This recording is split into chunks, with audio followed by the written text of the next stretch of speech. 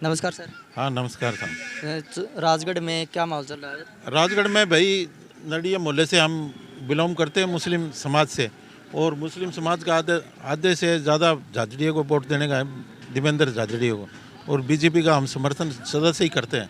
ऐसे तो कांग्रेस ही थे, अभी कांग्रेस की रणनीति अच्छी नहीं है, इसलिए कांग्रेस को छोड़ के अभी बीजेपी के साथ में हैं और मोदी को ज़्यादा से ज़्यादा मोदी को समर्थन करते हैं।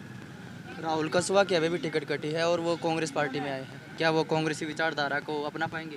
नहीं, कांग्रेसी विचारधारा को कांग्रेसी पर बात ही नहीं करते हैं राहुल तो हमारी टिकट कट गई, टिकट कटने पर ही ना कांग्रेस को अच्छा बताते हैं ना बुरा बताते हैं, और कांग्रेस उनका मुद्दा ही नहीं है।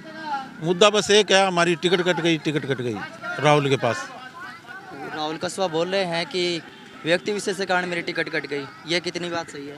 नहीं, व्यक्तिगत किसी का नहीं होता है ऐसा, तो वो एक मुहावरा है ना, मीठा मीठा हाउ हाउ और खट्टा खट्टा थू थू, ऐसा नहीं चलता ना। पार्टी का लेवल का है तो पार्टी को कभी भी छोड़ना नहीं चाहिए। आदमी पे मुश्किल समाज में सभी में आती जाती है, पार्टी भी एक समाज की रूपधारा है।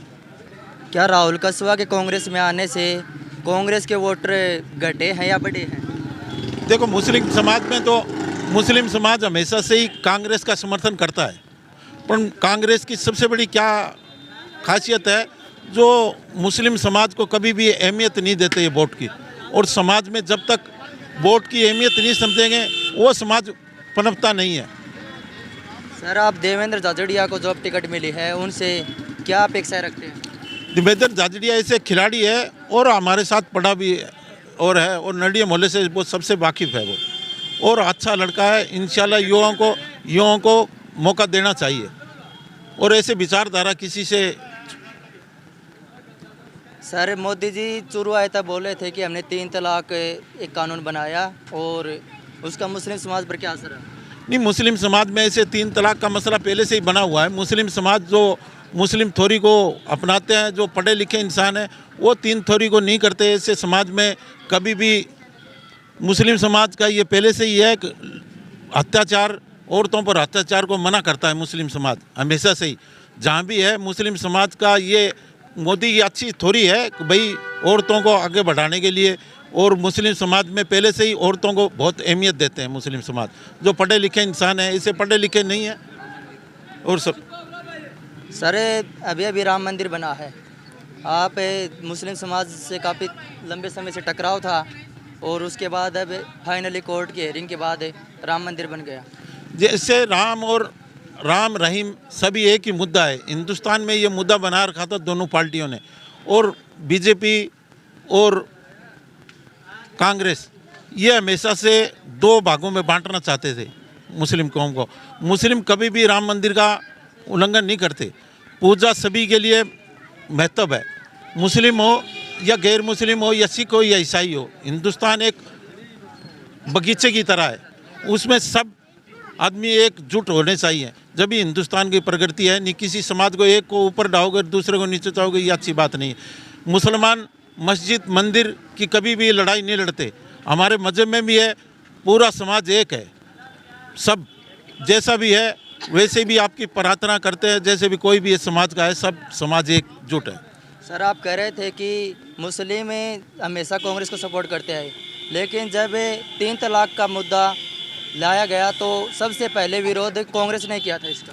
कांग्रेस तो बांटना चाहती है ना, देश को 2 भागों में बांटना चाहती है कांग्रेस, और जब भी कोई भी मुद्दा होता है तो कांग्रेस मुसलमानों के लिए किया क्या है? मुसलमानों के लिए, मुसलमान जब से हिंदुस्तान आज़ाद हुआ 77 साल हो गए, मुसलमान आज़ाद हुआ तो मुसलमानों की 5% की आबादी नौकरी में थी, भाई गवर्नमेंट की खजाने से जुड़ा हुआ, अभी 0% भी नहीं है।